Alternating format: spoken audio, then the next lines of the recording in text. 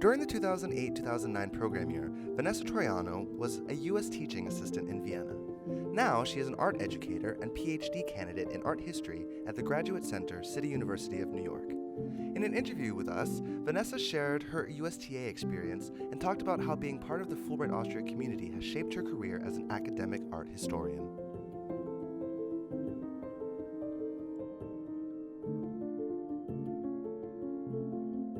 It was the first time that I worked as a teacher. I had previously tutored students one-on-one, but I had never worked for an entire academic year teaching classrooms full of students where I was preparing weekly lessons.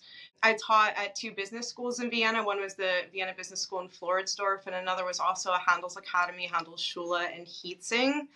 And I was helping English teachers in those schools. I loved the teaching. I loved working with the students, but I remember thinking to myself a few months into the program that I think I would enjoy it so much more if I were teaching a subject I was passionate about, which was art history. And so that kind of set the wheels in motion for me going on to grad school to become an arts educator. Being a UST is not just about helping Austrians acquire English language proficiency. You're also kind of serving as a cultural ambassador where you're introducing Austrians to American life and culture.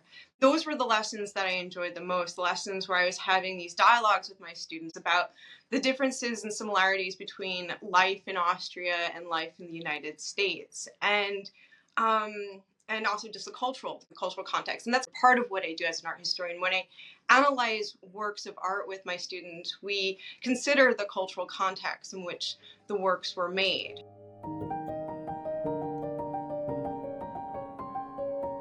I think across all education strata, there's this misperception of the value of art education. Art is often seen as a discipline that is extracurricular rather than essential to the curriculum. I think we sometimes forget that, art is what makes us human. Our ability to create and appreciate art with each other is part of the human experience. It's not just the object that has been created, it is the experience you have when you're looking at it, or when you're making it, or when you're discussing it with other people. When you incorporate those creative art making tasks, those hands-on tasks where students are exploring their creativity and exploring the ability to critically think for themselves, they're learning that way. They're not just being told what information they need to memorize and absorb. They're figuring things out for themselves, and that makes a lasting impression. Art provokes thought, and it gets people to engage and discuss new ideas and see things from different perspectives. That's what's so great about art. When you're discussing art and someone sees things something totally different than the way you see it, it opens your mind to another possibility. And that's what art kind of teaches you to do. It teaches you to see things from different perspectives. Having that broader perspective, that's really important for diversity. And then diversity is really important for democratic societies. I don't think art education has inherent limitations. I think art education is limited by the systems in which it exists. Primarily, that comes down to funding or the lack thereof. Without meaningful funding, it is hard to give all people access to art education, and it's also really hard to employ educators and give them the resources to innovate teaching methodologies to make art more accessible and relevant to all people. I think systematic restraints like the lack of funding tend to privilege certain subject positions, which in turn limits the people who can experience art, and that limits creativity and the exchange of ideas. And I think that these are all really important things that we need for successful democracies: the ability to exchange ideas, to express ourselves, to be creative.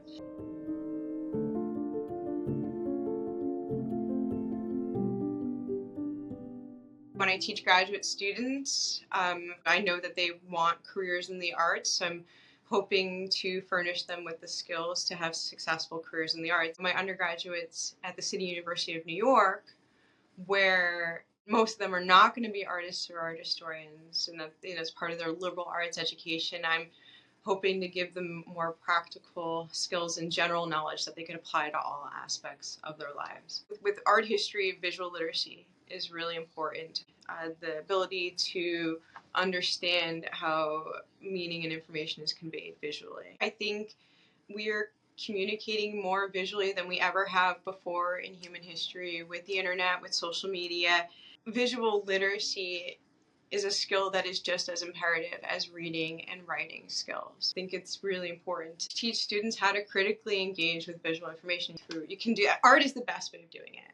Art is a visual language. It expresses things that words alone can't capture. Going back to these fundamentals of art, which are essentially the fundamentals of visual expression, color, line, shape, form. Studying art, it gives you this fundamental knowledge, this elemental knowledge of visual language that you can use to decipher visual information. There's so much that goes into art history. That's the other thing that students, they think it's going to be an easy course. I don't think they realize how much you learn when you learn about art history. Because once again, it's the whole human existence.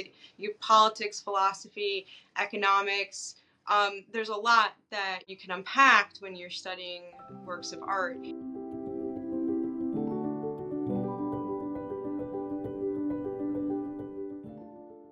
I think art and storytelling or writing in general is seen as these solitary practices. We tend to celebrate the solo author or the solo artist for their work. But in STEM disciplines and the sciences, people collaborate more. They come together and also do these collaborative writings, like they multi-author journal publications.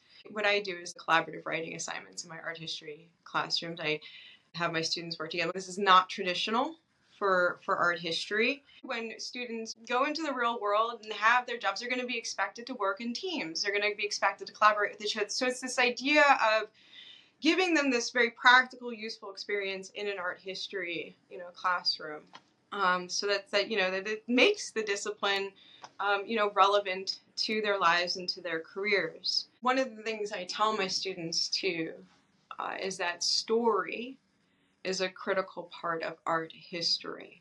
The word story is in history, and that while based in fact, art history is a narrative that has been created by historians who choose which artists and which works to write about. The discipline itself emerged in Renaissance Europe, and so it has, for the longest time, been predominantly a Western discipline focused on art created by white men. The work that I'm doing as a scholar is working to revise this narrative, to expand this narrative. Right now my research focuses on women artists, but I also have my students, I encourage my students to undertake this research in their writing assignments too.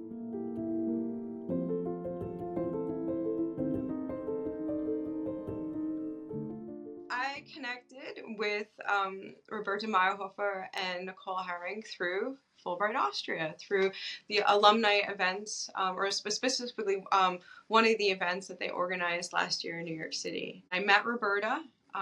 We chatted about art education, also CUNY, because she has an affiliation with the City University of New York.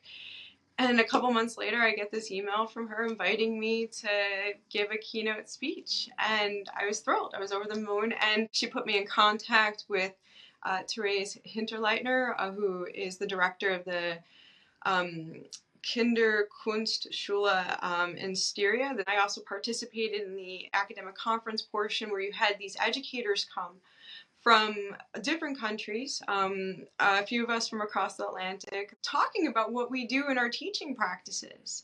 And it was really wonderful to come together this weekend in Graz, a beautiful city. From that, the publications have come out of this conference and other projects. And so it's like that one Fulbright Austria alumni event spawned all these creative projects.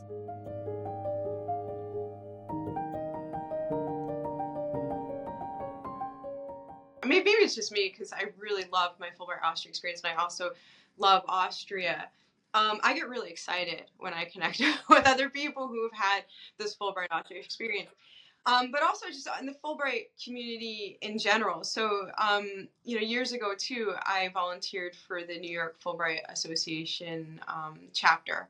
We had this Fulbright alumnus in residence program, and one year we had this artist, and I helped him get an exhibition at the National Arts Club, and it just went on, connecting people in these networks and all these things that might come from it, these really productive, exciting things. When you stay connected to a community, especially a community like Fulbright Austria, where you have people who are passionate about the cultural exchange, you're going to meet people who want to work together and create these projects.